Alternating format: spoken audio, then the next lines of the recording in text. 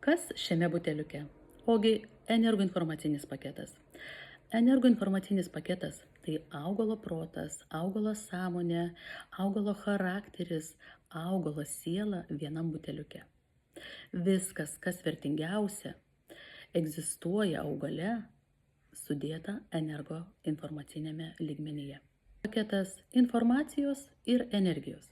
Mes taip pat energoinformacinis paketas, tik žymiai sudėtingesnis. Augalo protas, žmogaus protas, augalo sąmonė, žmogaus sąmonė. Ir ką daro aromapsichologai? Visą tai sujungia ir žiūri, kaip eterinių aliejų informacija veikia žmogaus psichiką.